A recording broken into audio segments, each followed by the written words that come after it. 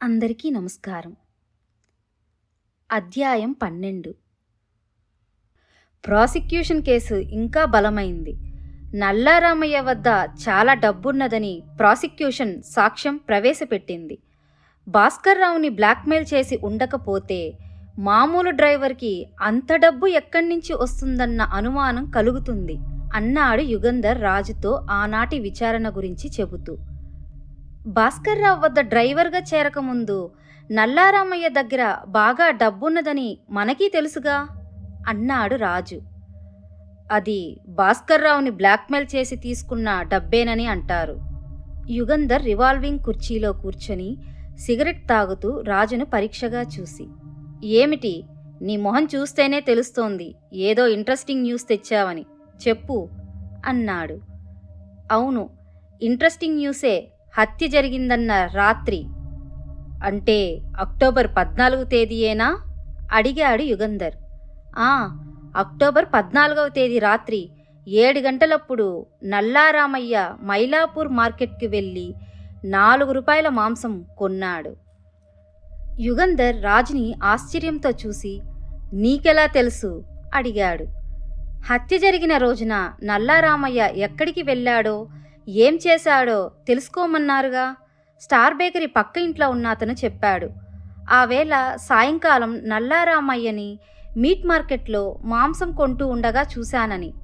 యుగంధర్ కళ్ళు మూసుకొని 2 కాళ్ళు బల్ల మీదకి చాపి ఆలోచించడం ప్రారంభించాడు.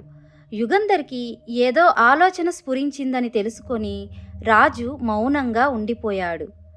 ఆ ఇంట్లో భాస్కర్రావు, నల్లారామయ్య ఇద్దరు భోజనం హోటల్ నుంచి తెప్పించుకునేవారు. నల్లారామయ్యకి మాంసం ఎందుకు కావాల్సొచ్చిందో, మాంసం కొనుక్కొని అక్కడి నుంచి ఎక్కడికి వెళ్ళాడో తెలిసిందా అడిగాడు యుగంధర్. తిన్నగా ఇంటికి, అంటే స్టార్ బేకరీకి వెళ్ళినట్లు తెలుస్తోంది. పక్కింటాయన మార్కెట్లో చూశాడు. ఆయన కన్నా నిమిషం ముందు మార్కెట్ నుంచి నల్లారామయ్య బయలుదేరాడుట. 10 గజాల వెనకే ఆయన ఇంటికి వెళ్ళాడట. ఆయన రామయ్యతో మాట్లాడలేదా? లేదు, ఆయన గుమాస్తా డ్రైవర్తో స్నేహంగా మాట్లాడతాడా అని నవ్వాడు రాజు.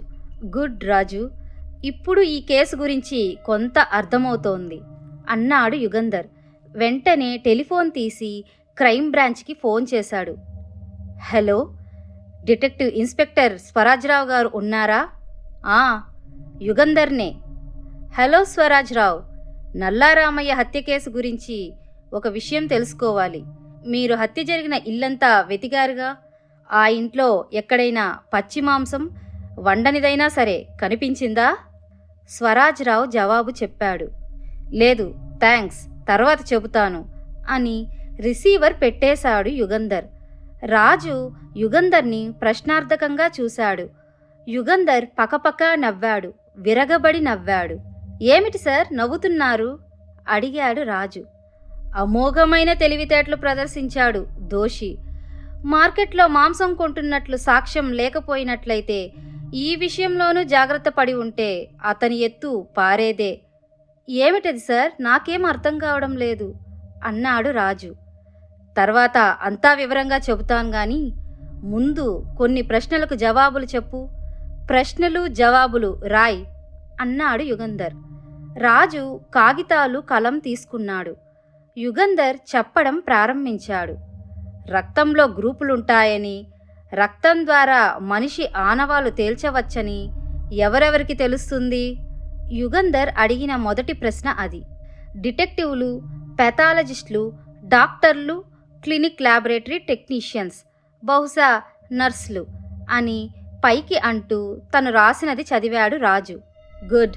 తర్వాత ప్రశ్న, ఒక ఎముకని బట్టి ఉజ్జాయింపుగా మనిషి పొడుగు, బరువు తెలుసుకోవచ్చునని ఎవరెవరికి తెలుసుంటుంది? డాక్టర్లకి. తర్వాత ప్రశ్న, ఎముకలు, మాంసము, కాలిన బూడిద అనలైజ్ చేస్తే ఎముకలు, మాంసం కాల్చినట్లు ఎవరెవరికి తెలుస్తుంది? అనలిటికల్ కెమిస్ట్స్కి, డాక్టర్స్కి. Very good. ఓ మనిషి దెబ్బ తగిలి స్పృహ లేకుండా పడి ఉంటే ఎంతసేపు అలా స్పృహ లేకుండా ఉండేది ఎవరెవరికి తెలుస్తుంది? డాక్టర్స్కి, బహుశా నర్సులకి. అన్నాడు రాజు ఆ విషయము రాసుకుంటూ. ఆఖరి ప్రశ్న. ఓ వేలు తెగిపోతే డాక్టర్ వద్దకు వెళ్ళవలసిన అవసరం లేకుండా ఎవరు ఆ వేలికి కట్టుకుని చికిత్స చేసుకోగలరు? డాక్టర్స్. యుగంధర్ ముందుకు వంగి, రాజు, అన్ని ప్రశ్నలు జవాబులు రాశావుగా, ఇవన్నీ చేయగలిగిన మనిషి ఎవరు మరి అడిగాడు. రాజు కాగితం ఒకసారి పైనుంచి కింద వరకు చూసి, డాక్టర్ అన్నాడు. భాస్కర్రావు తెలిసే నిజం చెప్పకుండా దాచాడో లేక అతను పూర్తిగా మర్చిపోయాడో తెలియదు గాని భాస్కర్రావు మీద అపరిమితమైన ద్వేషము, కసి ఉన్న మనిషి ఎవరో ఉండి ఉండాలి. రాజు, నేను వెళ్ళి భాస్కర్రావుని కలుసుకొని వస్తాను అని యుగంధర్ కుర్చీలోంచి లేచాడు.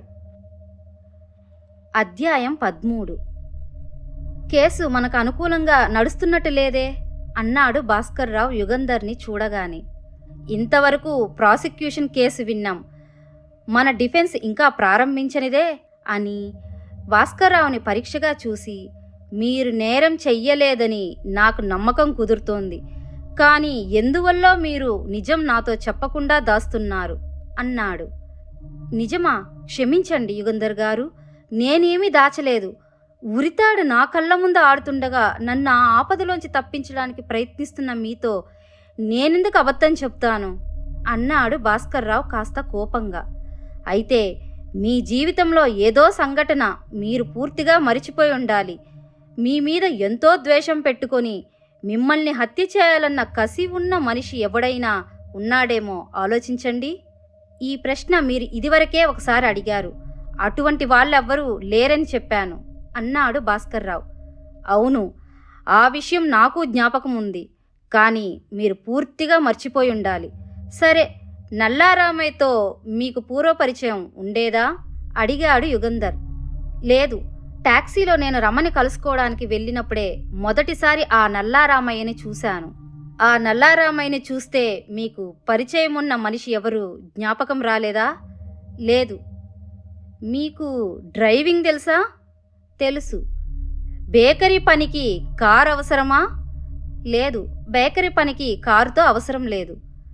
భాస్కర్రావు గారు, ఈ ప్రశ్నకి సమాధానం చెప్పండి. మీరు ఒంటిగా ఉంటున్నారు, ఇంట్లో తల్లిదండ్రులు కానీ భార్య పిల్లలు కానీ లేరు, కారులో బయటకు వెళ్ళేది మీరు ఒక్కరే, కారు ఉపయోగించే వాళ్ళు ఇంకెవరూ లేరు, బేకరీ పని మీద కారు ఉపయోగించేవారు కాదు. అటువంటి పక్షంలో మీ కారు మీరు డ్రైవ్ చేసుకోక డ్రైవర్ని ఎందుకు పెట్టుకున్నారు? డ్రైవ్ చేయడం ఇష్టం లేక. ఎందుకు ఇష్టం లేదు? ఈ మ్యారిస్ కార్ కొనక పూర్వం ఓ కారుండేది, దాన్ని అమ్మేశారా? అవును. ఎందుకు అడిగాడు యుగంధర్. ఈ కేసుకి దానికి ఏమీ సంబంధం లేదు, అయినా చెప్పమంటే చెప్తాను.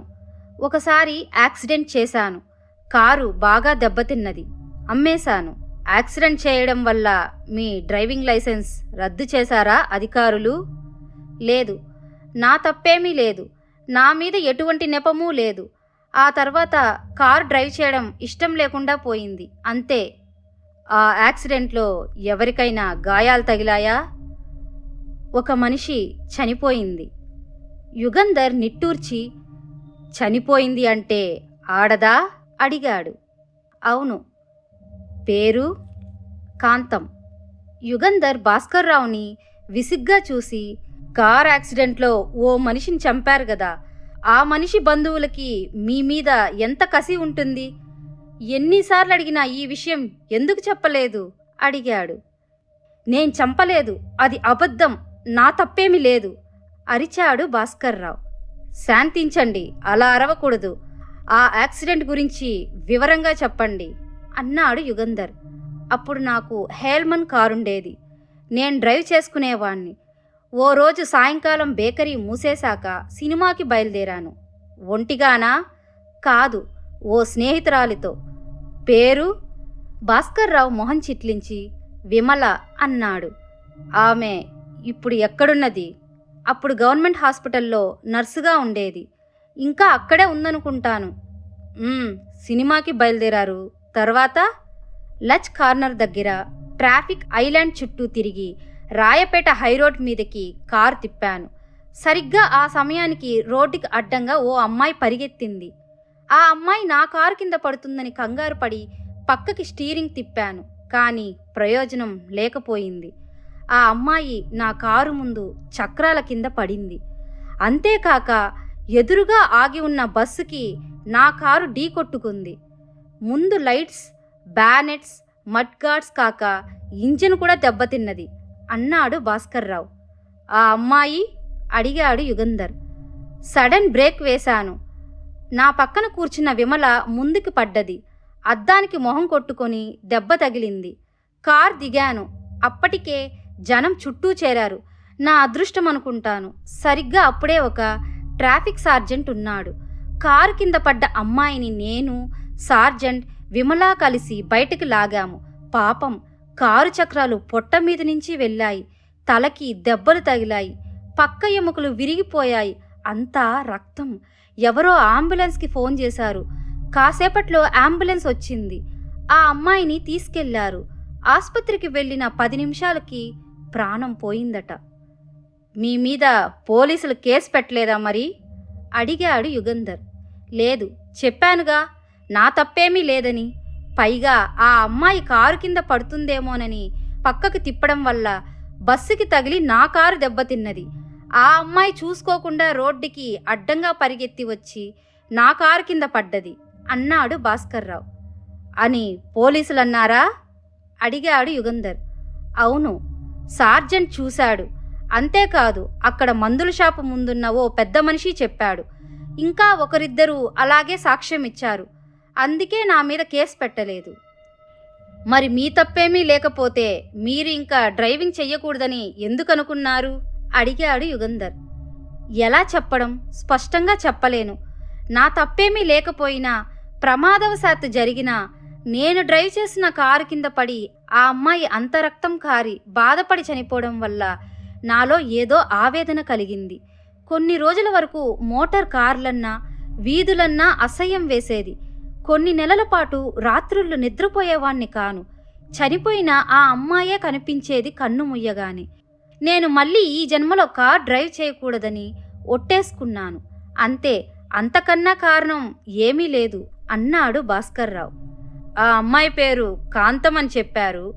ఆ అమ్మాయి ఎవరో, ఎందుకలా రోడ్డుకి అడ్డంగా పరిగెత్తిందో తెలిసిందా?